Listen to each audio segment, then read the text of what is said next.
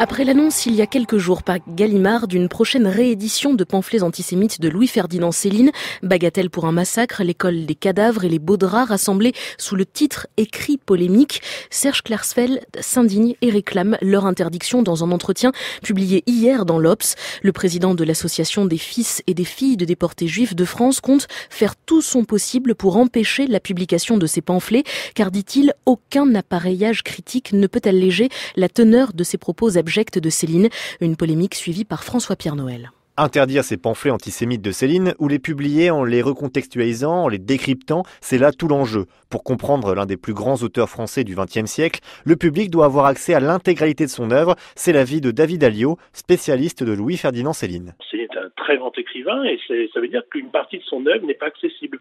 C'est un peu dommage, même si cette partie de son œuvre est très contestable, je veux bien le reconnaître. Et on ne peut pas comprendre son œuvre sans avoir l'autre partie de ses œuvres, même très contestable. Le Céline lumineux qui a écrit les plus grands romans du XXe siècle est aussi le type qui a écrit les pires pages de la littérature antisémite. Une position littéraire irrecevable sur le plan juridique, d'après Serge Klarsfeld. Le président de l'association des fils et des filles de déportés juifs de France veut interdire ces pamphlets.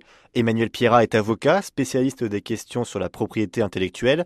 Le tribunal cherchera avant tout, selon lui, à déterminer le contexte historique. Il est possible d'interdire tous les propos antisémites ou racistes en France. Heureusement, les lois républicaines prévoient cette exception importante à la liberté d'expression. Néanmoins, le fait que c'est Gallimard et donc pas une officine suspecte politiquement, avec des universitaires, donc des gens, on va dire, de très bonne volonté qui s'intéressent au travail de Céline et qui sont capables de prendre avec la mesure nécessaire les idées. Ça sera pris en compte par le tribunal. Ces 3 pamphlets de Céline ont déjà été réédités il y a 5 ans au Québec, avec des éléments rappelant le contexte et une préface explicative.